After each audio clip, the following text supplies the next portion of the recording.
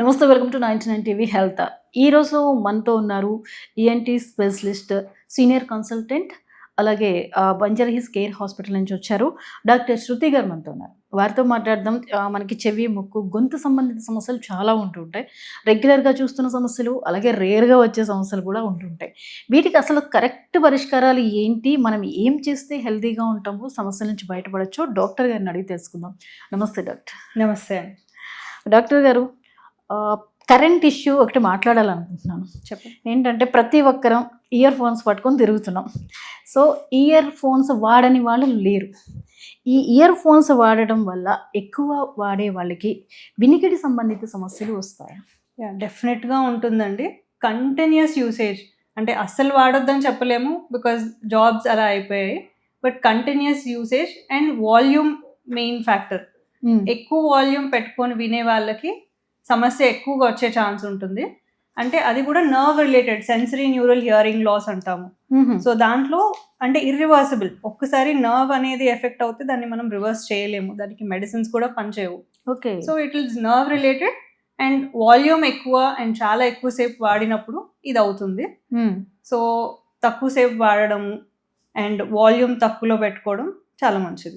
అంటే మేడం, ఇలా రెగ్యులర్గా వాడినప్పుడు లేదా హవర్స్ మీరు చెప్పినప్పుడు వాడినప్పుడు ఇయర్కి ఏమైనా ఒక సింటమ్ అనేది వస్తుందా? ఇయర్లో పెయిన్ కానీ ఎలాంటివి ఏమైనా డిస్టర్బెన్స్ వస్తుందా? సో పెయిన్ వచ్చేది లోకల్ కాజ్, అంటే బడ్స్ మనం లోపల పెట్టినప్పుడు సో స్కిన్ పైన ప్రెషర్ పడి పెయిన్ కానీ ఆ లోపల కంటిన్యూస్ యూసేజ్ వల్ల ఇన్ఫెక్షన్ అనేది లోకల్ కాజ్. బట్ ఆ వాల్యూమ్ వల్ల కంటిన్యూస్ గా ఏదో సౌండ్ వల్ల వచ్చేది నర్వ్ కి వినికిడి సంబంధం అనమాట. సో దానివల్ల కొందరికి ఒక్కొక్కసారి చెవిలో గుయ్యమని మూతలాగా రావడం ఆర్ ఎనీ కైండ్ ఆఫ్ మూత లోపల చెవి లోపల వస్తుంది, దాన్ని టినిటస్ అంటాము. సో ఈ ప్రాబ్లం ఉండొచ్చు. ఆర్ వినికిడి తగ్గడం అంటే గ్రాడ్యువల్ గా తగ్గుతుంది. సో ఇలా వెంటనే అంటే నోటీస్ చేసిన వాళ్ళు డాక్టర్ దగ్గరికి వెళ్ళి హియరింగ్ టెస్ట్, దానికి సంబంధించిన హియరింగ్ టెస్ట్ చేయించుకొని ఆడియోమెట్రీ పరీక్షలు చేయించుకొని మనం కొంచెం తొందరగా పసిగట్టగలిగితే దాన్ని మానేయడము ఆర్ దానికి తగ్గ సొల్యూషన్, హియరింగ్ ఎయిడ్ అవసరమైతే హియరింగ్ ఎయిడ్స్ వాడడం అది చేయాల్సి ఉంటుంది. ఓకే. అయితే ఎటువంటి మిస్టేక్స్ చేస్తే మనకి ఈ చెవిలో ఇన్ఫెక్షన్స్ అనేవి వస్తాయి? తరచుగా మీ దగ్గరకు వచ్చే కేసెస్ ఎలాంటివి ఉంటాయి?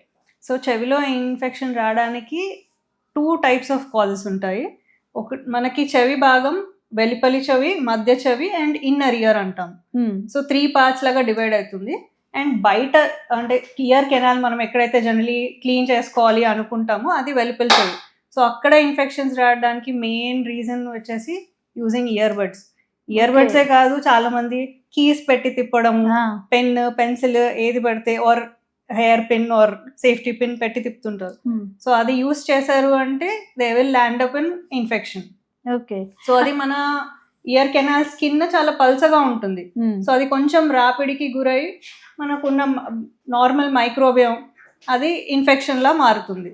సో మెయిన్ రీజన్ వచ్చేసి cleaning the ear with whatever is available. Even ear bud is also not advisable. కాదు మేడం, చిన్నప్పటి నుంచి ఇంట్లో చూస్తాం, అయితే ఇయర్ బడ్ లేకపోతే ఒక క్లాత్ని ఇలా చేసి క్లీన్ చేస్తారు. మరి ఇప్పుడు ఇయర్ని క్లీన్ చేసుకోవాలంటే ఏ ప్రాసెస్లో క్లీన్ చేసుకోవాలి? సో యాక్చువల్లీ మన ఇయర్కి సెల్ఫ్ క్లీనింగ్ మెకానిజం ఉంటుంది. అండ్ ఆ వ్యాక్స్ ఫామ్ అయ్యేది కూడా it forms a protective layer. దాన్ని తీసే అవసరం ఉండదు. దానంతలది ఇయర్ కెనాల్ స్కిన్ బయటికి గ్రో అవుతుంటూ ఈ కలెక్ట్ అయిన వ్యాక్స్ వచ్చేస్తుంది. సో మనకు బయటకి వచ్చింది మాత్రమే టవల్ తో క్లీన్ చేసుకోవాలి. దట్ మీన్స్ మన ఫింగర్ వెళ్ళే వరకే, అంటే లోపలికి పెట్టకుండా. So it is protective layer only. కాకపోతే కొందరికి జెనెటిక్ పరంగా ఎక్కువ ఫామ్ అవ్వడం కానీ లేదంటే కొంచెం థిక్గా ఫామ్ అవుతుంది. సో కొంచెంకి పల్చగా ఉంటుంది, కొంచెంకి థిక్గా ఉంటుంది. సో అట్లా సాలిడ్ వ్యాక్స్ ఉన్నప్పుడు ఈఎన్టీ స్పెషలిస్ట్ దగ్గరికి వెళ్ళి క్లీన్ చేయించుకోవడము ఆర్ దానికి డ్రాప్స్ కూడా ఉంటాయి వ్యాక్స్ కరగడానికి. సో వాళ్ళ అడ్వైస్ తీసుకోవడము. ఓకే. అంటే ఈ చెవి నొప్పి అనేది వస్తూ ఉంటుంది కదా, మరి ఈ చెవి నొప్పి ఎందుకు వస్తుంది? కొంతమంది ఇంటి చిట్కాలు కూడా వాడుతూ ఉంటారు ఈ చెవి నొప్పి వచ్చినప్పుడు. అది కరెక్టేనా? అసలు ఈ చెవి నొప్పి గులిమి వల్లే వస్తుందా? గులిమి సాలిడ్గా అయినప్పుడు మనం ఇయర్ బడ్ పెట్టి పుష్ చేస్తే దానివల్ల చెవి నొప్పి రావచ్చు. అండ్ ఇందాక మనం ఇన్ఫెక్షన్స్లో మధ్య చెవి ఇన్ఫెక్షన్స్ అనుకున్నాం. మధ్య చెవిలో ఇన్ఫెక్షన్స్ ఎప్పుడు వస్తాయి అంటే మన చెవికి ముక్కుకి కనెక్టింగ్ ట్యూబ్ ఉంటుంది, దాన్ని యూస్టేషన్ ట్యూబ్ అంటాం. సో నార్మల్గా చిన్న ఏజ్లో పిల్లలు చిన్నతనంలో మోస్ట్లీ ఇన్ఫెక్షన్ వచ్చినప్పుడల్లా ఎనీ కోల్డ్ కానీ ముక్కు కారడం అట్లా వచ్చినప్పుడల్లా పిల్లలు చెవి పట్టుకొని కూడా ఏడుస్తుంటారు. ఆర్ ఇంకా చిన్న పిల్లలు 1 year లోపు అయితే ఓన్లీ చెవి నలుస్తూ ఉంటారు, వాళ్ళు పెయిన్ అని కూడా చెప్పలేరు. సో ఈ నోజ్ ఇన్ఫెక్షన్స్ ఇవి వచ్చినప్పుడు ఆటోమేటిక్ గా ఇయర్ లో మధ్య చెవిలో కూడా ఇన్ఫెక్షన్ వస్తుంది. సో నార్మల్ గా ఏంటంటే వాటికి ట్రీట్మెంట్ తీసుకున్నప్పుడు అది కూడా వెంటనే తగ్గిపోతుంది. బట్ దాన్ని మనం నెగ్లెక్ట్ చేసి ఇన్ఫెక్షన్ చాలా రోజులు ఉంచుకుంటే అప్పుడు మధ్య చెవిలో క్రానిక్ ఇన్ఫెక్షన్ లాగా ఫామ్ అవుతుంది. సో చెవి నొప్పికి కారణాలు కూడా మళ్ళీ సేమ్, మధ్య చెవిలో ఇన్ఫెక్షన్ వస్తే రావచ్చు ఆర్ బయట. నార్మల్ గా ఏంటంటే చాలా మంది చెవి నొప్పి అనగానే ఇయర్ పెయిన్ కి డ్రాప్స్ ఇస్తారా అనేది అడుగుతారు. సో ఇయర్ పెయిన్ మధ్య చెవిలో ఇన్ఫెక్షన్ వచ్చి మనకు పెయిన్ వస్తే ఏ డ్రాప్ వేసినా పనిచేయదు. అండ్ వెలుపలి చెవిలో వస్తే అది దేని వల్ల అని చూసి కానీ మనం కరెక్ట్ మందులు వాడలేం. అంటే ఓవర్ ద కౌంటర్ నాకు ఇయర్ పెయిన్ ఉంది డ్రాప్స్ ఇవ్వండి అని చెప్పి డ్రాప్స్ తీసుకొని వాడడం చాలా తప్పు. ఎందుకంటే మనకి ఇయర్ ఇన్ఫెక్షన్స్ కూడా బ్యాక్టీరియా వల్ల ఉంటుంది, ఫంగస్ వల్ల ఉంటుంది. మనం బ్యాక్టీరియా వల్ల వచ్చిన దానికి వేరే డ్రాప్స్ వాడాలి, ఫంగస్ వల్ల వచ్చిన దానికి వేరే డ్రాప్స్ వాడాలి. సో దీంట్లో ఇంకో ప్రమాదం ఏంటంటే ఫంగల్ ఇన్ఫెక్షన్ వచ్చినప్పుడు బ్యాక్టీరియల్ వాడితే ఇంకా ఎక్కువ అవుతుంది. అవును, మరి ఫంగల్ ఇన్ఫెక్షన్ చాలా యూసేజ్ అవుతుంది కదా. మరి మనం చిన్నపిల్లలు ఇంకా ఇంపార్టెంట్, ఇంకా సెన్సిటివ్. పెద్దవాళ్ళు కనీసం ఓర్చుకోవడమో ఇంకొకటో డాక్టర్కి వెళ్ళే వరకు కాస్త వాళ్ళు తట్టుకోగలుగుతారు. చిన్న పిల్లల విషయంలో ఇయర్ సమస్యలు, ఎలాంటి ఇయర్ సమస్యలు వస్తాయి, వాళ్ళకి ఆ ఇయర్ సమస్య వచ్చిందని గమనించడం కూడా కొంచెం తల్లిదండ్రులకి టాస్కే అండి. అది గమనించి డాక్టర్ దగ్గరికి వెళ్ళే వరకు వీళ్ళు తీసుకోవాల్సిన జాగ్రత్తలు ఏంటి? సో చిన్న పిల్లలకి అదే ఇందాక అనుకున్నట్టు కామన్ గా ఇయర్ పెయిన్ వచ్చేది ఈ జలుబు, ఈ నోస్ బ్లాక్ అవ్వడము ఆర్ గొంతు నొప్పి, ఇవన్నీ వచ్చినప్పుడు ఆటోమేటిక్ గా ఇయర్ కూడా ఎఫెక్ట్ అవుతుంది. సో అందుకే ear, nose, throat are linked, interlinked, అంటే మనం సెపరేట్ చేయలేము. సో నోస్ ఇన్ఫెక్షన్ వచ్చిందంటే ఆటోమేటిక్ గా ఇయర్ లో కూడా వస్తుంది. అండ్ వాళ్ళు చెప్పలేరు ఇయర్ పెయిన్ అని కూడా చెప్పలేరు 1 year లో పిల్లలు. సో వాళ్ళు కాన్స్టెంట్ గా ఇయర్ రబ్ చేయడం కానీ, ఇయర్ దగ్గర పట్టుకొని ఏడవడం కానీ, so that is a sign బేబీకి ఇయర్ పెయిన్ ఉంది, ఇయర్ లో ఇన్ఫెక్షన్ ఉంది అని. సో వెంటనే మనం డాక్టర్ దగ్గర తీసుకెళ్ళి, even paediatrician also recognises. And infection వచ్చినప్పుడు దానికి తగ్గ యాంటీబయాటిక్స్ వాడితే ఆటోమేటిక్ గా తగ్గిపోతుంది. అయితే బోర్న్ బేబీస్ లో వినికిడి కరెక్ట్గా ఉందా లేదా అనేది గమనించడం ఎలా? ఒకవేళ బోర్న్ బేబీస్కి వినికిడి సమస్య ఉంటే అది క్యూరబుల్ అవుతుందా? ఓకే, సో బోర్న్ బేబీస్లో వినికిడి అనేది ఇప్పుడు చాలా ముఖ్యం అండి. సో ఇప్పుడైతే ఆల్మోస్ట్ అన్ని హాస్పిటల్స్లో పుట్టగానే వినికిడి పరీక్ష కంపల్సరీ అయిపోయింది. Most of the corporate hospitals and government hospitals అన్నిట్లో కూడా పుట్టగానే Day 1 or Day 2 వినికిడి పరీక్ష చేస్తున్నారు. సో ఆ టెస్ట్ పాస్ అయితే that is a basic test. ఆ టెస్ట్ పాస్ అయితే దెన్ హియరింగ్ ఈజ్ నార్మల్ అని వస్తుంది.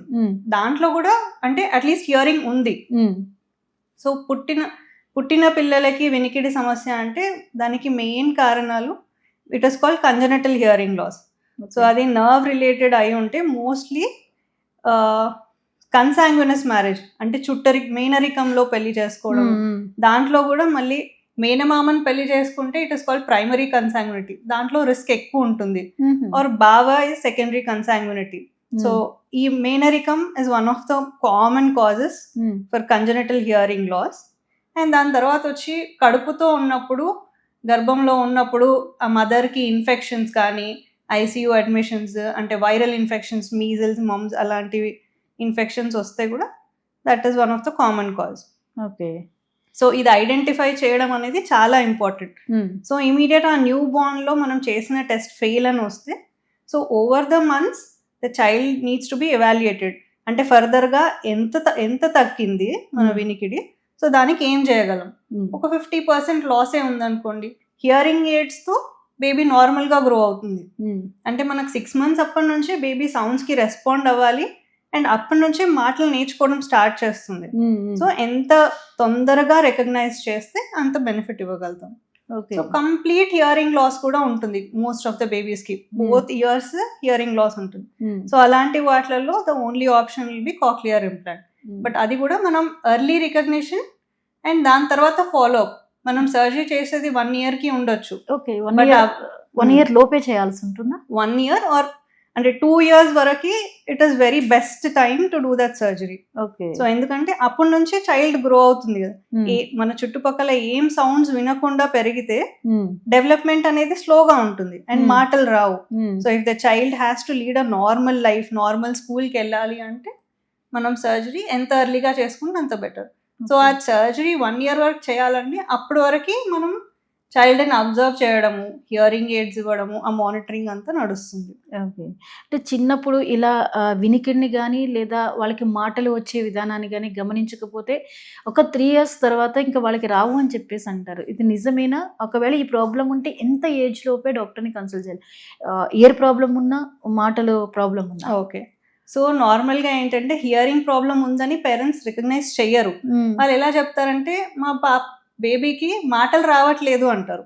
అండ్ కొన్ని దాంట్లో ఏంటంటే గర్ల్ బేబీకి అయితే తొందరగా వస్తాయి, బాయ్ బేబీకి లేట్గా వస్తాయి అని అలా నెగ్లెక్ట్ చేసి 3-4 years వరకు, 5 years వరకు కూడా ఇంకా రావట్లేదు అని వెయిట్ చేస్తుంటారు. బట్ దాంతో పాటు బేబీ సౌండ్కి రెస్పాండ్ అవుతుందా లేదా అంటే 5-6 monthsకే తెలుస్తుంది. మనం సడన్గా ఇంట్లో పెద్ద పెద్ద సౌండ్స్ ఏవైనా అయినప్పుడు బేబీ రియాక్ట్ అవుతుందా లేదా. సో ఇలాంటివి గమనించుకొని, అంటే న్యూ బోర్న్ స్క్రీనింగ్ జరగకపోతే, న్యూ బోర్న్ స్క్రీనింగ్ జరిగితే ఇదంతా ప్రాబ్లం ముందే తెలుస్తుంది. సో మనకు ఇంట్లో సౌండ్కి రెస్పాండ్ అవుతుందా లేదా అనేది చాలా ఇంపార్టెంట్. మాటలు రావడం, వినికిడి లేకపోతే మాటలు రావు. బేబీకి మన లిప్ మూవ్మెంట్ కనిపిస్తుంది కానీ ఆ సౌండ్ తెలియదు. సో అలా మాటలు నేర్చుకోలేరు వాళ్ళు. సో ఇట్ ఈస్ నాట్ అంటే పుట్టుకతో మూగా అనేది ఉండదు, పుట్టుకతో వినికిడి లోపం వల్ల వాళ్ళు మాట్లాడలేరు. సో మనం ఎంత తొందరగా వాళ్ళకి వినికిడి ఇస్తే అంత తొందరగా వాళ్ళు నేర్చుకోగలుగుతారు. అంటే ఇది వేరు అది వేరు, మాటలు రావు, వినేది ఉన్నా గానీ అనుకున్న వినికిడి ఉంటేనే మాటలు వస్తాయి. మాటలు రాకపోవడానికి ఒకవేళ వేరే కారణాలు ఉండొచ్చు, న్యూరలాజికల్ ఏదైనా ఉండొచ్చు, బట్ వినికిడి లేకుండా మాత్రం మాట్లాడలేరు. ఓకే. సో మనం విన్న సౌండ్స్ని, సో ఈవెన్ కాక్లియర్ ఇంప్లాంట్ చేసినప్పుడు కూడా 1-2 years థెరపీ ఉంటుంది. సో వాళ్ళకి లిప్ మూవ్మెంట్, సౌండ్స్ మెల్లిమెల్లిగా ఇంట్రడ్యూస్ చేసి then they will get used to that. Okay. అంటే సో మనం ఎంత తొందరగా చేసుకుంటే అంత తొందరగా వాళ్ళు they will get used to that normal life. లేదు 4 years తర్వాత నువ్వు అప్పుడు చేస్తే దెన్ అది కొంచెం డిలే అవుతుంది. సో గోయింగ్ టు స్కూల్ అంటే మీరు మీ చైల్డ్కి నార్మల్ లైఫ్ ఇవ్వాలి, నార్మల్ స్కూల్కి వెళ్ళాలి, ఆల్ దట్ మ్యాటర్స్ అన్నమాట. ఓకే. అయితే ఈ ఇంప్లాంట్ లైఫ్ టైం ఇంకా ఏ ఇబ్బంది లేకుండా ఉంటుందా? ఈ ఇంప్లాంట్ చేయించుకున్న కేసెస్ ఏమైనా? ఇంప్లాంట్ చేసేదైతే లైఫ్ టైం కోసమే, బట్ దాంట్లో ప్రాసెసెస్ అంటే అప్గ్రేడ్స్ వస్తూనే ఉంటాయి. సో అప్గ్రేడ్ వచ్చినప్పుడు వాళ్ళు చేంజ్ చేసుకోవాలంటే న్యూ అప్గ్రేడ్కి వెళ్ళొచ్చు, but it is done for life time. Okay. ఇప్పుడు ఆల్రెడీ ఇవి గమనించకుండా ఈ వినికిడి సమస్య ఉన్న వాళ్ళకి ఇప్పుడు ఎటువంటి టెక్నాలజీ అందుబాటులో ఉంది? వాళ్ళకి వినడానికి మిషన్స్ అనేవి వస్తున్నాయి కదా, ఇయర్ మిషన్స్, ఎలాంటివి అందుబాటులో ఉన్నాయి? సో వినికిడి లోపం ఉన్న వాళ్ళకి ఇప్పుడు అంతా డిజిటల్ హియరింగ్ ఎయిడ్స్ వచ్చాయండి. సో దాంట్లో కూడా మన మొబైల్స్ ఎలా అయితే లైక్ level 1 to level 100 అలా ఉన్నాయి, అంత వేరియేషన్స్ ఉన్నాయో, సో ఈవెన్ డిజిటల్ హియరింగ్ ఎయిడ్స్లో కూడా ఈవెన్ కాస్ట్ వైజ్ అంత డిఫరెన్స్ ఉంటుంది.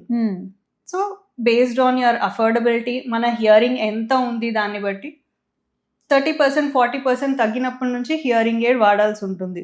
సో అంటే మనకు ఇన్ జనరల్ మన కమ్యూనికేషన్ ఎలా ఎఫెక్ట్ అవుతుంది. So if your communication is getting affected, మన సోషల్ లైఫ్ కానీ, personal life, family life and financial also you can get affected based on your profession. So hearing aid వాడడం చాలా important. So based on your hearing levels you can choose your proper hearing aid. దాంట్లో కూడా మళ్ళీ చెవిలో అంటే చాలా మందికి hearing అనేది అది పెట్టుకోవద్దు, మెషిన్ పెట్టుకోవద్దు అని ఉంటుంది. స్పెక్స్ అయితే అందరూ పెట్టుకుంటారు, కానీ హియరింగ్ ఎయిడ్ పెట్టుకోవడానికి సమ్ ఇన్సైజ్ లాగా ఫీల్ అవుతారు, అది కనిపించొద్దు అనుకుంటారు. సో కంప్లీట్ గా కనపడకుండా ఉండే హియరింగ్ ఎయిడ్స్ కూడా ఉన్నాయి, అలాగే పెద్ద మెషిన్స్ లాగా కూడా ఉంటాయి.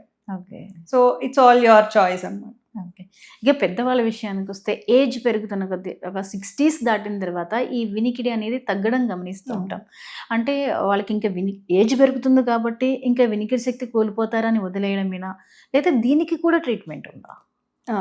So age related hearing loss after 50-60 మన చూపు ఎలా తగ్గుతుందో వినికిడి కూడా అలాగే తగ్గుతుంది.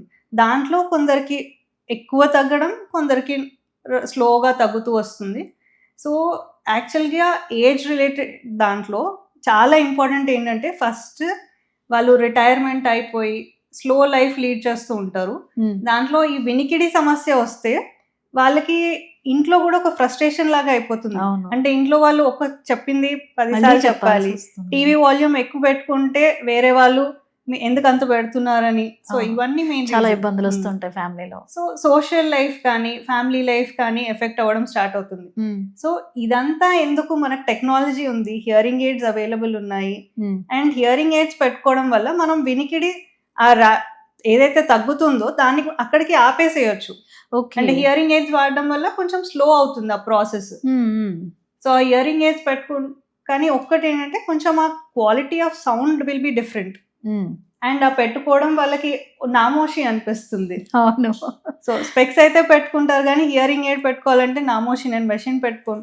Even 70-year-old or 80-year-old hearing aid అనగానే అమ్మో మెషినా నాకు వద్దు అంటారు. అదేదో ఒక లోపంగా చూసిన వాళ్ళు ఏమనుకుంటారో అన్నట్లుగా ఫీల్ అవుతూ ఉంటారు. అదే చెవుడు అనే వినడాన్ని యాక్సెప్ట్ చేయలేరు, ఎవరికి ఇష్టం ఉండదు.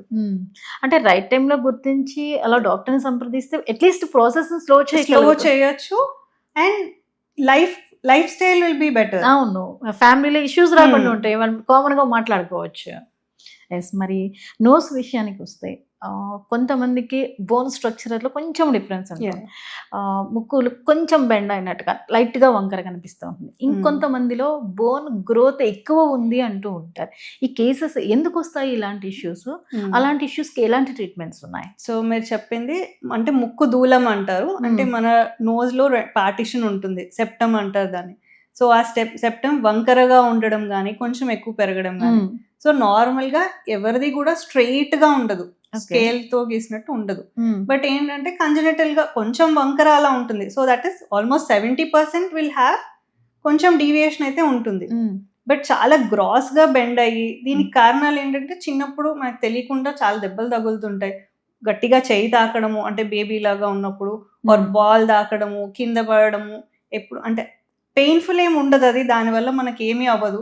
బట్ ఆ గ్రోయింగ్ స్టేజ్ లో చిన్న దెబ్బల వల్ల దేని వల్ల కూడా అది ఆ గ్రోయింగ్ స్టేజ్ లో బెండ్ అయిపోయి సో అలా రాంగ్ గా గ్రో అవడం, that is one of the common reasons. Or congenitally. So ఈ బోన్ బెండ్ అవ్వడం వల్ల ఏమవుతుందంటే మనకి 2 పార్టిషన్స్ లాగా అవుతుంది. సో వన్ సైడ్ బ్లాక్ చేసేస్తుంది. సో దాని వల్ల మనకు సిమ్టమ్స్ ఉంటాయి, అంటే ఎప్పుడు నోస్ బ్లాక్ అవ్వడము ఆర్ ఆ సైడ్ ఇన్ఫెక్షన్స్ రావడము. సో అప్పుడే మనం దాన్ని కరెక్ట్ చేసుకోవాలి. అదర్వైజ్ ఊరికే బోన్ బెండ్ ఉంది అంటే అందరికీ ఉండొచ్చు, బట్ దాని వల్ల మనకు సిమ్టమ్స్ ఉన్నాయి అంటే డెఫినెట్ గా ట్రీట్ చేసుకోవాలి. And that is a physical problem. అంటే physically there is an obstruction. So దానికి మెడిసిన్స్ పనిచేయవు. సో మనం సర్జికల్ గా దాన్ని కరెక్ట్ చేసుకోవాలి. అంటే ఆ బెండ్ ఉన్న పార్ట్ ని తీసేయడము, ముక్కు దూలం స్ట్రైట్ చేసుకోవడం. ఓకే, దీంట్లో ఎలాంటి రిస్క్ ఫ్యాక్టర్స్ ఉండవు? రిస్క్ ఫ్యాక్టర్స్ ఏమి ఉండవు. It's a simple surgery, the most common in ENT. Okay, అంటే కొంతమందిలో బోన్ గ్రోత్ ఎక్కువ ఉంది అంటారు, కొంచెం ఎత్తు కనిపిస్తూ ఉండడమో ఏదో ఉంటుంది.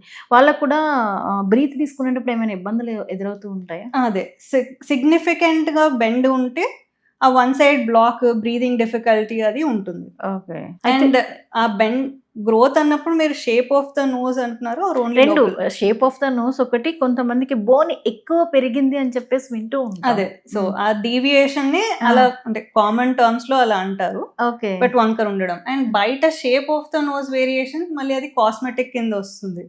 కొందరికి అంటే చప్పిడి ముక్కు అంటారు, ఆర్ కొందరికి ఎక్కువ హంప్ అంటారు, ఇట్లా ప్రొజెక్టింగ్ గా ఉండడము. సో అవన్నీ మనం కాస్మెటిక్ సర్జరీ కింద అది కూడా షేప్ ఆఫ్ ద నోస్ కూడా కరెక్ట్ చేసుకోవచ్చు.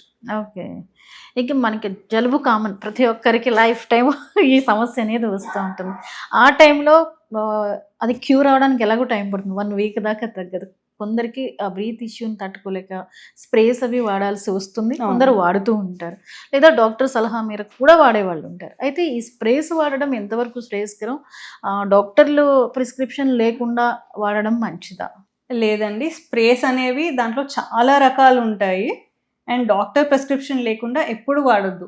ఓన్లీ సెలైన్ నేజల్ స్ప్రే అనేది మాత్రమే, జస్ట్ సెలైన్ వాటర్. సో దాన్ని ఎప్పుడైనా ప్రిస్క్రిప్షన్ లేకుండా వాడొచ్చు. బట్ అది కూడా ఎప్పుడు ఫ్రెష్ బాటిలే, అంటే ఓపెన్ చేశాక బాటిల్ని అది మళ్ళీ ఎప్పుడో 1 month తర్వాత వాడితే so once it is open దానిపైన బ్యాక్టీరియా ఫామ్ అయ్యి మళ్ళీ నెక్స్ట్ టైం ఎప్పుడు 1-2 months తర్వాత మళ్ళీ అదే కూడా వాడొద్దు. ఓకే. సో ఫ్రెష్ది ఓన్లీ సెలైన్ స్ప్రే మాత్రమే ప్రిస్క్రిప్షన్ లేకుండా వాడొచ్చు. Other than that all nasal sprays they have their own mode of actions. So prescription లేకుండా వాడొద్దు. ఓకే. దాంట్లో లైక్ ఆక్సిమెటజోలిన్ అనేది అంటే వేసుకోగానే మనకి చాలా రిలీఫ్ వస్తుంది. సో ఇవేంటంటే మోస్ట్లీ అడిక్టివ్. అంటే మనం వేసుకోగానే ఒక 6 to 8 hours పనిచేస్తుంది, అది కంప్లీట్ నోస్ బ్లాక్ క్లియర్ అయిపోతుంది. So you will get addicted to that. నాకు అది వేసుకుంటే రిలీఫ్, అది వేసుకుంటే నిద్ర పడుతుంది. సో అట్లా ఒక 1 week వాడాక ఇంకా they will get used to it, they will get addicted to it. But అది వాడడం వల్ల మన నోస్లో ఉన్న మ్యూకోజా లైనింగ్ అనేది మారిపోవడము, అండ్ అది లేకుంటే ఇంకా మళ్ళీ ఉండలేరు వాళ్ళు, కంపల్సరీ నోస్ బ్లాక్ అవుతుంది. Okay. So doctor prescribed any days కి రాస్తే అన్ని డేసే వాడాల్సి ఉంటుంది. ఓకే, ఉంది కదా అని ఎప్పుడు కంటిన్యూస్ మీరు బాటిల్ ఒకటి తీసుకున్నారు కదా అది అయిపోలేదు ఇంకా అని చెప్పి కూడా వాడద్దు. ఓకే. అలాగే ఇన్హేలర్స్ కూడా చాలా అడిక్టెడ్ ఉంటారు. దీని వాడకంలో కూడా ఏమైనా సజెషన్స్ ఇస్తారా? Inhalers totally only prescription based, మనం తెచ్చుకొని వాడడానికి లేదు. ఎందుకంటే వితౌట్ ఇన్హేలర్ చాలా మందిని చూసాం, మాట్లాడితే చేతిలో ఉంటుంది, అది ఒక పెన్ చేతిలో క్యారీ చేసినట్టే ఇన్హేలర్స్ క్యారీ చేసేవాళ్ళు చాలా విక్స్ ఇన్హేలర్స్ అలాంటివి అంటున్నారు. దే ఆర్ ఓకే అండి, దే ఆర్ జస్ట్ మెంథాల్, అవి వాడచ్చు. ఓకే. కొందరిలో స్మెల్ సమస్యలు వస్తూ ఉంటాయి, కొందరికి స్మెల్ సరిగ్గా తెలియదు. అది ఎందువల్ల, ఏ లోపంతో అలాంటి ఇష్యూస్ వస్తాయి? సో స్మెల్ వల్ల ప్రాబ్లమ్స్ అనేది ఒకటి అనోస్మియా, అంటే కంప్లీట్ లాస్ ఆఫ్ స్మెల్. వాళ్ళు ఇంకా దేన్ని స్మెల్ చేయలేరు. సో ఈ లాస్ ఆఫ్ స్మెల్ ఉన్నప్పుడు లాస్ ఆఫ్ టేస్ట్ కూడా, అంటే మనం ఫుడ్ హాఫ్ ఆఫ్ ఇట్ మనకు స్మెల్తోనే ఆ టేస్ట్ కూడా తెలుస్తుంది. సో అనోస్మియా ఉన్న వాళ్ళకి స్మెల్ వల్ల ఫుడ్ కూడా దే కెనాట్ ఎంజాయ్. సో ఇదేంటంటే మనం ఎక్కువగా కోవిడ్ టైంలో చూసాం, అంటే ఇట్ వాస్ దేర్ అప్పుడు బాగా వినిపించింది. సో అది ఎందుకు అంటే వైరల్ ఇన్ఫెక్షన్ వల్ల మనకి స్మెల్ సంబంధిత నరాలు ఎఫెక్ట్ అవుతాయి. సో నార్మల్గా కూడా కొందరికి ఏంటంటే కోల్డ్ వచ్చినప్పుడు 1-2 days ఉండదు, బట్ రికవర్ అయిపోతుంది. బట్ ఈ కోవిడ్ వైరస్ ఏముండే అంటే, so it was especially effecting this olfactory nerves. So అది మళ్ళీ అసలు రివర్స్ అవ్వని పరిస్థితులు ఉండే. అండ్ ఇంకొకటి ఏంటో పారోస్మియా. పారోస్మియా అంటే they get different kinds of smells. ఆ ఉన్న స్మెల్ కాకుండా వేరే బ్యాడ్ స్మెల్స్ రావడము, అది వాళ్ళకి ఇంకా ఎక్కువ ఇబ్బంది ఉంటుంది. అది కూడా same again olfactory nerves effect అవ్వడం వల్ల వస్తుంది. అండ్ నోస్ బ్లాక్ ఉన్నప్పుడు, నార్మల్గా కోల్డ్ ఉండి నోస్ బ్లాక్ ఉంటే ఆటోమేటిక్గా మన ఎయిర్ ఎక్కడైతే ఆల్ఫాక్టరీ ఏరియా ఉంటుందో నోస్లో అక్కడ రీచ్ అవ్వదు. సో దానివల్ల స్మెల్ తక్కువగా రావడం, అంటే జస్ట్ కొంచెం hyposmia, you will get the smell but కొంచెం తక్కువ వస్తుంది. ఎక్కువ స్ట్రాంగ్ స్మెల్ ఉంటే గానీ తెలియదు. సో ఇది ఒక్కొక్క దానికి ఒక్కొక్క కైండ్ ఆఫ్ ట్రీట్మెంట్. అంటే ఇప్పుడు నరం దెబ్బతింటే మనం మళ్ళీ దానికి ట్రీట్మెంట్ ఉండదు. Okay. But within few days లో మనం రికగ్నైజ్ చేస్తే we can still treat that. Okay. ఇక ఎక్కువ మంది వినిపిస్తున్నది, అది ఒక డిసీజ్ ఎలా బాధిస్తుందో అలా బాధపడుతుంది, సైనసైటిస్. చాలా మంది బాధపడుతున్నారు, తట్టుకోలేము, టాబ్లెట్స్ పని చేయట్లేదు అంటారు. ఎందుకు మేడం ఈ సైనసైటిస్ ఎందుకు వస్తుంది? ట్రీట్మెంట్ అందుబాటులో లేదా? క్యూరబుల్ కదా? Sinusitis is a simple infection of the sinuses. మన నోస్లో, మన ఫేషియల్ బోన్స్లో ఎయిర్ స్పేసెస్ ఉంటాయి. సో ఆ స్పేసెస్లో ఇన్ఫెక్షన్ వస్తే దాన్ని సైనసైటిస్ అంటాం. సో నార్మల్గా సివియర్ కోల్డ్ వచ్చినప్పుడు అందరికి వచ్చేది సైనసైటిస్. బట్ అది ఫ్రీక్వెంట్గా రావడం అండ్ చాలా రోజులు ఉండడం అనేది సైనసైటిస్ ప్రాబ్లం.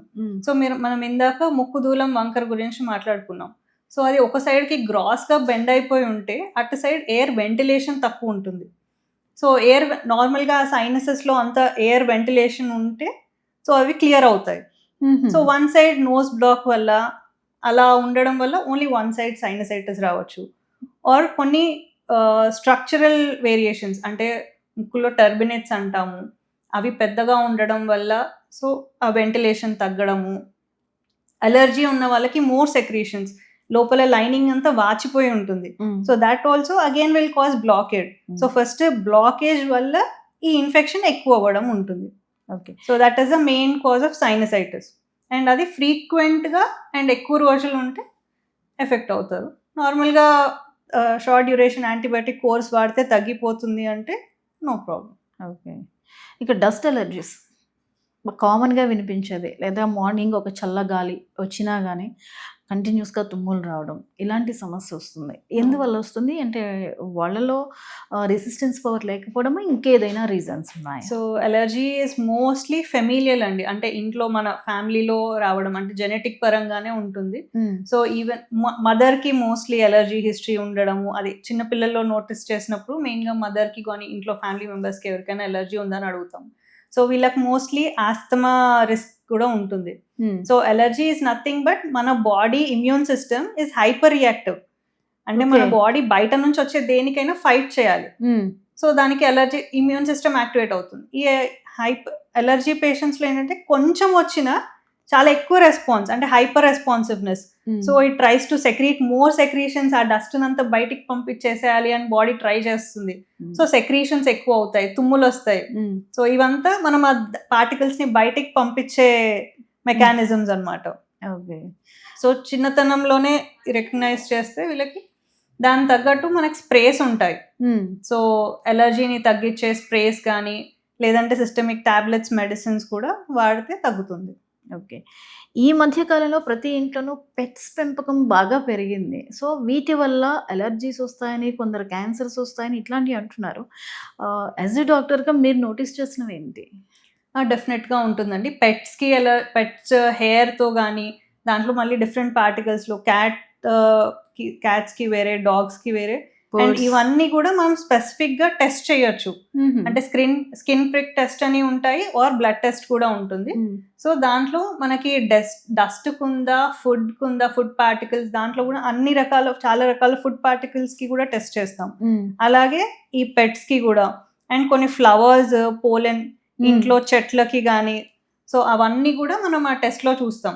సో దేనికి ఎక్కువ ఉంటే first thing for allergy is avoiding the allergen. Main treatment for an allergy is, మీకు ఆ అలర్జన్ అనేది లేకపోతే, సో డస్ట్ అనేది లేకపోతే మీ రెస్పాన్స్ ఉండదు. So what is your allergen and can you avoid it? ఇప్పుడు డస్ట్ అలర్జీ ఉన్న వాళ్ళకి మనం ఇల్లంతా క్లీన్గా పెట్టుకోవాలి, డస్ట్ ఏరియాలోకి వెళ్ళొద్దు. So wet wiping, changing of all the bedsheets కానీ క్లోత్స్ కానీ ఫ్రీక్వెంట్లీ, సో ఇవన్నీ అడ్వైస్ చేస్తాం. పెట్స్ ఉన్న వాళ్ళకి పెట్స్ వల్ల ఎలర్జీ ఉంది అంటే complete avoid pets.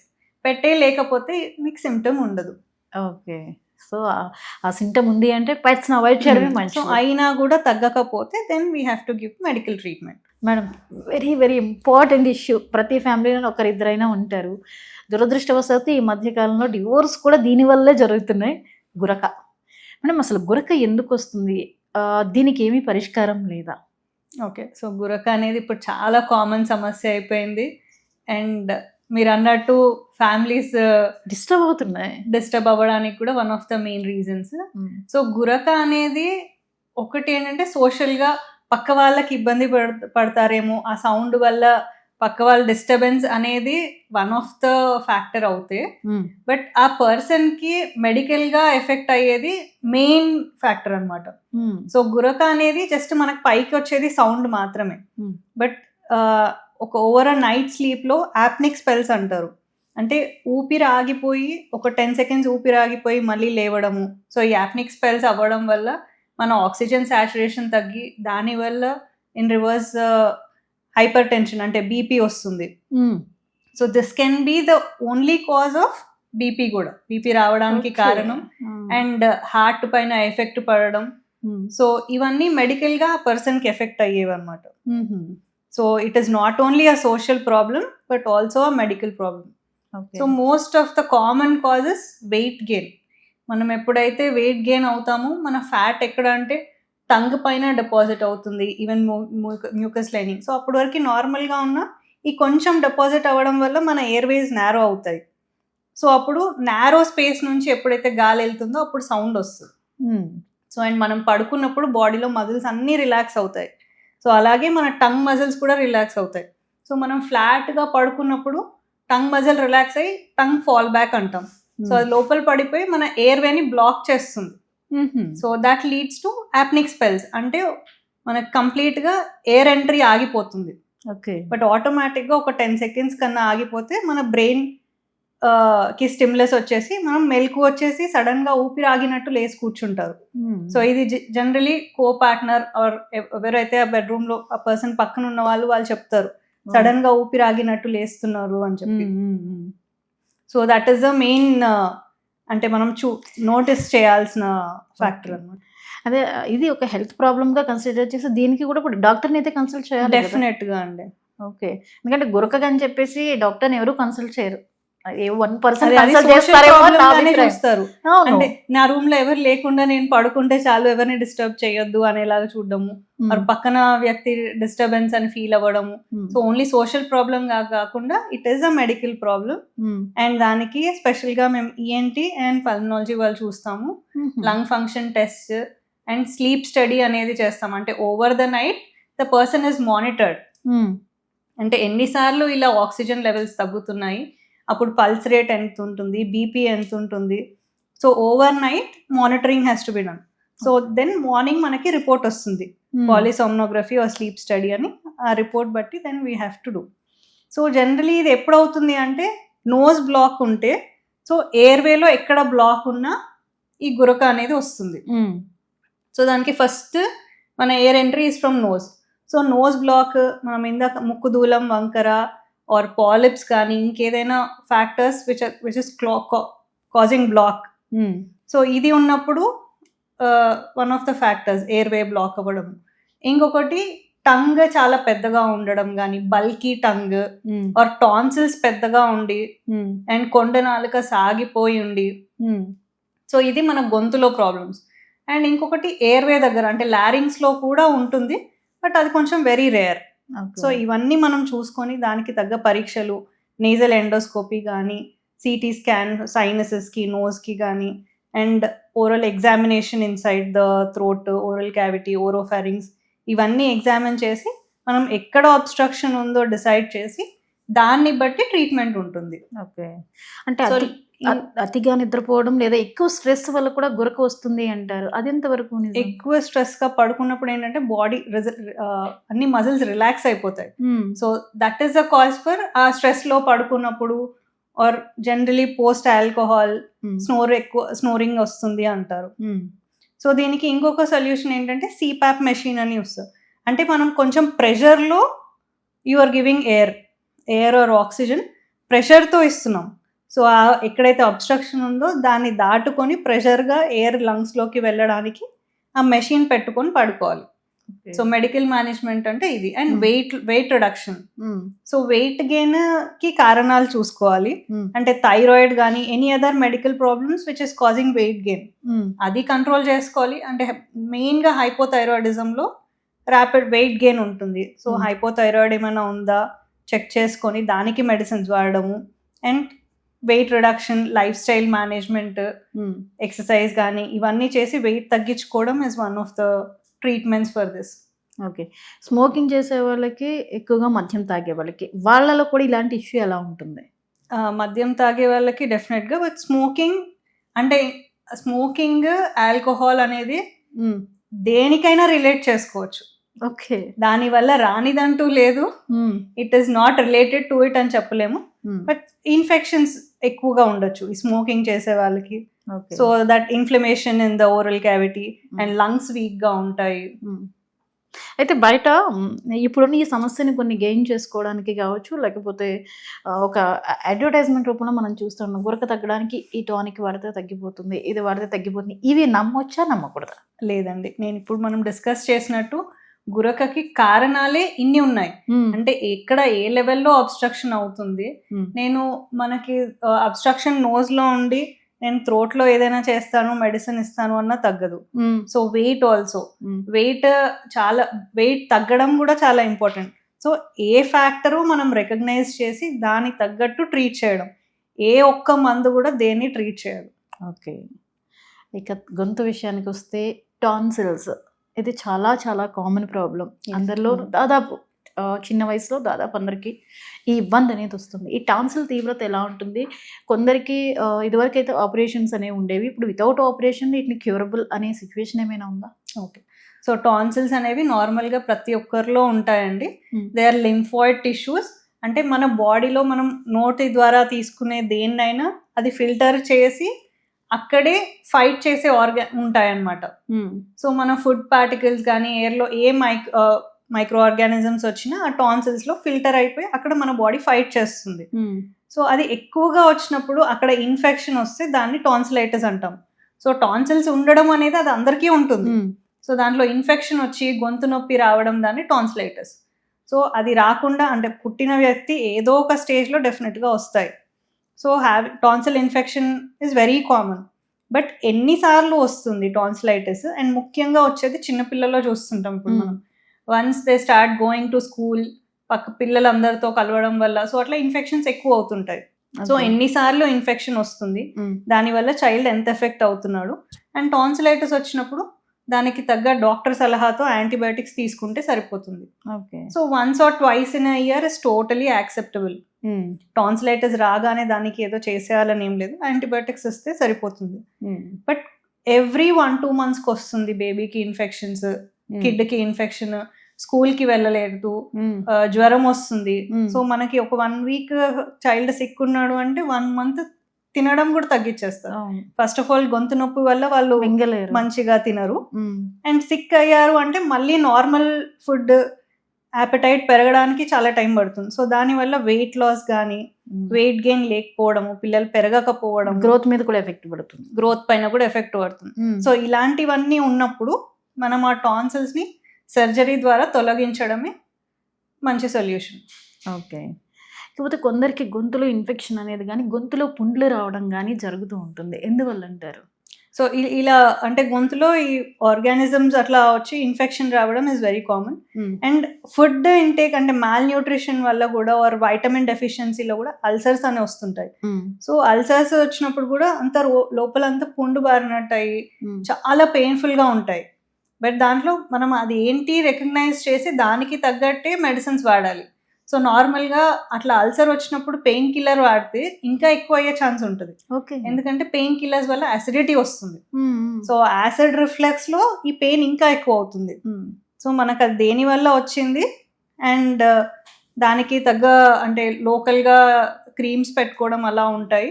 And vitamin డెఫిషియన్సీలో మనం వైటమిన్ రిప్లేస్ చేయడం దానివల్ల తగ్గుతుంది. అంటే ఈ మౌత్ అల్సర్స్లో కూడా కొంతమంది పులుపు లాంటివి తీసుకుంటే కూడా మౌత్ అల్సర్స్ వస్తున్నాయి అంటారు, ఇది నిజమేనా లేకపోతే ఏదైనా విటమిన్ డెఫిషియన్సీ వల్ల వస్తాయా? విటమిన్ డెఫిషియన్సీ, బట్ పులుపు వల్ల ఏంటంటే యాసిడిటీ పెరుగుతుంది. సో కొంతమంది కొంచెం పులుపు తినగానే యాసిడిటీ వస్తుంది. సో యాసిడ్ రిఫ్లక్స్ మనకు తెలియకుండా కానీ కొంచెం మైక్రో రిఫ్లెక్సెస్ గొంతులోకి వస్తాయి. సో యాసిడ్ అనేది దేన్నైనా దాన్ని బర్న్ చేస్తుంది. సో ఈ మైక్రో రిఫ్లెక్సెస్ వల్ల ఆ చిన్న మ్యూకోజా లైనింగ్ లో ఇలా అల్సర్స్ రావడం అలా అవుతుంది. ఓకే. ఇక డాక్టర్, ఈ ఓకల్ కార్డ్ దీన్ని చాలా జాగ్రత్తగా కాపాడుకోవాలి ప్రతి ఒక్కరు. అండ్ కొన్ని పర్టికులర్ ప్రొఫెషన్స్లో ఉన్న వాళ్ళు దానిని బేస్ చేసుకునే ఉంటుంది వాళ్ళ ప్రొఫెషన్. సింగర్స్ కావచ్చు, డబ్బింగ్ ఆర్టిస్టులు కావచ్చు, వీళ్ళకి ఎక్కువగా స్ట్రెస్ ఇస్తూ ఉంటారు. మరి వీళ్ళకి ఎలాంటి సమస్యలు వస్తాయి, అలాంటి వాళ్ళు ఎలా జాగ్రత్త తీసుకోవాలి? Okay. So vocal cord lesions అంటాము or vocal cord nodules mainly singers లో ఎక్కువగా మాట్లాడే వాళ్ళలో వస్తాయి. అండ్ వాయిస్ మాడ్యులేషన్, సింగర్స్ కూడా ఫ్రీక్వెన్సీ మార్చుతూ పాడాలి. సో దాంట్లో ఆ వోకల్ కార్డ్ వైబ్రేషన్ ఆ ప్యాటర్న్ అనేది చేంజ్ అవుతూ ఉంది. సో దాని వల్ల ఎక్కడైనా వోకల్ కార్డ్ పైన బొడిపలాగా వస్తుంది. సో ఆ బొడిపలాగా వచ్చినప్పుడు చిన్న గ్రోత్ లాగా వచ్చినప్పుడు వాయిస్ చేంజ్ అయిపోతుంది, బొంగురు పోతుంది. సో అది స్టార్టింగ్ స్టేజ్ లో ఉంటే జస్ట్ వాయిస్ రెస్ట్, నార్మల్గా వోకల్ కార్డ్ పైన ఏది వచ్చినా వాయిస్ రెస్ట్ ఒక కంప్లీట్ 2-3 days మాట్లాడకుండా ఉంటే అది తగ్గిపోతుంది స్టార్టింగ్ స్టేజ్ లో ఉంటే. బట్ లేదు సమ్ ప్రాపర్ బొడిపలాగా ఫామ్ అయ్యి సింగర్స్ నాడ్యూల్ అని అంటాం దాన్ని. సో ఆ కండిషన్ కూడా because commonly seen in teachers or singers or anchors ఇలా ఎక్కువగా కంటిన్యూస్ గా మాట్లాడేవారు. సో ఆల్మోస్ట్ గడ్డలాగా ఫార్మ్ అయినప్పుడు ఇంకా దానికి మెడికల్ ట్రీట్మెంట్ ఏమి ఉండదు, దాన్ని మనం సర్జరీ ద్వారా తీసేస్తే వెంటనే వాయిస్ నార్మల్ అయిపోతుంది. బట్ రాకుండా ఉండడానికి ఏంటంటే కొంచెం మనం గ్యాప్ ఇవ్వడం గొంతుకి గ్యాప్, అంటే ఈవెన్ టీచర్స్ కి కానీ సింగర్స్ కి కానీ వాయిస్ రెస్ట్ తీసుకోమని చెప్తాం. కంటిన్యూస్ గా చేయొద్దు, మీరు చేసే పనిలో కొంచెం వాయిస్ రెస్ట్ ఇవ్వండి, గ్యాప్ ఇవ్వండి, కొంచెం warm water. So frequent intake of water is very important. Okay madam, మరి ఈ వోకల్ గార్డ్ని ఇప్పుడు మీరు చెప్పినట్టుగా ఎక్కువగా వాడేసేవాళ్ళు ఎక్కువగా. అలాంటి వాళ్ళు సింగర్స్లో అయితే గొంతు కూడా వాపుగా అనిపిస్తుంది మేడం, ఎందువల్ల అంటారు అది? గొంతు వాపు ఎక్స్టర్నల్ గా అనేది దీనికి ఏం సంబంధం వోకల్ ఉండదు. గార్డ్కి దానికి ఏం సంబంధం సంబంధం ఉండదా? ఉండదు. ఓకే. సో నార్మల్ గా వోకల్ కార్డ్స్ ఎఫెక్ట్ అవుతే వాళ్ళకి అంటే స్టార్టింగ్ స్టేజ్ లో ఉంటే మాత్రం వాళ్ళకి ఫ్రీక్వెంట్ ఇంటేక్ ఆఫ్ వాటర్, కొంచెం వార్మ్ వాటర్ ఆర్ రెస్ట్ తీసుకోండి, కంటిన్యూస్ గా మాట్లాడకుండా మధ్యలో ఒక 5 minutes బ్రేక్. సో అలా వాళ్ళ లైఫ్ చేంజెస్ చేసుకుంటూ ఉంటే పర్మనెంట్ గా నాడ్యూల్స్ ఫామ్ అవ్వకుండా మనం జాగ్రత్త పడవచ్చు. ఓకే. ఈ మధ్యన క్యాన్సర్ ప్రతి భాగానికి క్యాన్సర్ వినిపిస్తుంది. ఇది వరకు ఎప్పుడో క్యాన్సర్ అనేవారు, ఇప్పుడు ప్రతి పార్ట్కి ఒక క్యాన్సర్ అనేది వింటున్నాం. పెరిగాయి ఈ కేసెస్ కూడా. ఇక థ్రోట్ మౌత్ క్యాన్సర్స్ ఎందువల్ల వస్తాయి? So actually oral cavity cancers are the most common causes వచ్చేసి యాక్చువల్గా టొబాకో చూయింగ్, సిగరెట్, బీడీ, ఇవి one of the commonest causes and in general మనం పాపులేషన్ చూసుకుంటే. బట్ ఇంకొకటి ఏంటంటే మన షార్ప్ టూత్ ఉన్నా కూడా, అంటే ఏదైనా constant factor which is irritating the mucosa, మన మౌత్లో మ్యూకోజాని కాన్స్టెంట్గా ఏదైనా ఇరిటెంట్ ఉంటే దట్ ఆల్సో, అంటే అది ఇరిటెంట్ అయ్యి హీల్ అయ్యి అల్సర్ ఫామ్ అయ్యి హీల్ అయ్యి, సో అక్కడ మళ్ళీ క్యాన్సరస్ గ్రోత్ వచ్చే ఛాన్స్ ఉంటుంది. So even sharp tooth, some times కొన్ని డెంటల్ ప్రొసీజర్స్ నార్మల్గా కూడా షార్ప్ టూత్ ఉండి కాన్స్టెంట్ గా టంగ్ కి గుచ్చుకోవడము ఆర్ మన దవడకి గుచ్చుకోవడము, సో ఆ కాన్స్టెంట్ దాని వల్ల కూడా అల్సర్ ఫామ్ అయ్యి that also can change in to cancer. Okay. So అలా ఉన్నా కూడా మనం డెంటిస్ట్ ని కన్సల్ట్ చేసి ఆ షార్ప్ టూత్ ని కొంచెం తగ్గించుకోవడం అది చేయాల్సి ఉంటుంది. So and any lesion in the oral cavity, tongue పైన కావచ్చు, దవడలో కావచ్చు, అల్సర్ ఒక 1 week కన్నా ఎక్కువ రోజులు ఉండి మనకు తగ్గకుండా ఉంది అంటే వెంటనే డాక్టర్ని కన్సల్ట్ చేయాలి.